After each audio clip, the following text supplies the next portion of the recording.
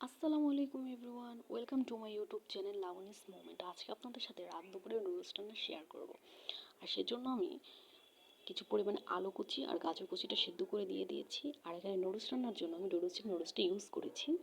সেটা আমি আস্তই মাঝখান থেকে না ভেঙেই সেটা আমি সিদ্ধ দিয়েছি। অবশ্য আমার মাঝখান থেকে নুডলস ভাঙলে আমার ভালো লাগে না, আপনারা চাইলে ভেঙে নিতে পারেন। তো অন্য একটা প্যানে আমি কিছু পরিমাণ তেল দিয়ে সেখানে পেঁয়াজ কুচি আর মরিচ কুচিটা দিয়ে দিচ্ছি। অন্যদিকে আমার গাজর আর নুডলসটা সেদ্ধ হয়ে গেছে। তো এদিকে আমি এগুলো নেড়ে চেড়ে একটু পরিমাণে লালটা হয়ে আসার কারণে তখন আমি একটু রসুন কুচি দিয়ে দিয়েছি এখানে সামান্য পরিমাণে। আপনারা চাইলে এটা স্কিপ করতে পারেন। এরপরে আমি একটা ডিম দিয়ে দিয়েছি। ডিমটাকে আমি রসুন কুচি, পেঁয়াজ কুচি, মরিচ কুচির সাথে মিশিয়ে নিয়েছি। কিছুক্ষণ ভাজা ভাজা করে নিয়েছি যাতে ডিমের যে একটা গন্ধ সেটা না হয়।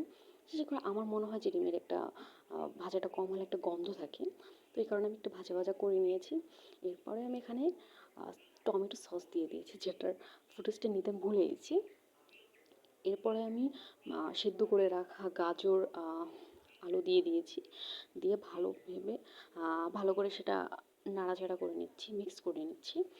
মিক্সটা হয়ে গেলে খুব ভালো করেই মিক্স করব যাতে সম্পূর্ণ জিনিসটা মিক্স হয়ে যায়।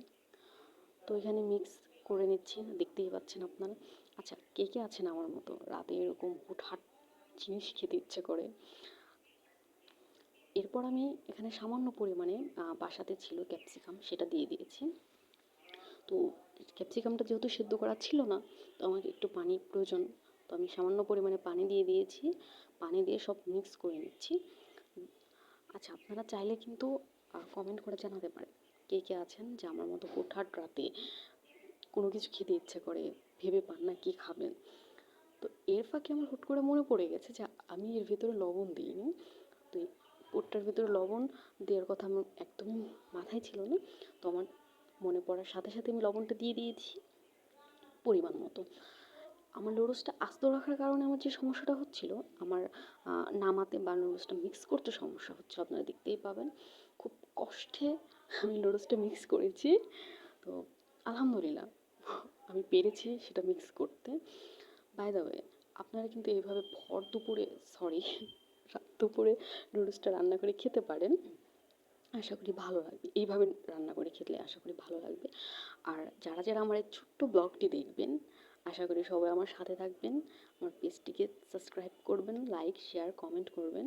আর হ্যাঁ, লাস্টে আমি মশলাটা দিয়ে মিক্স করে নিচ্ছি। টাটা, আসসালামু আলাইকুম।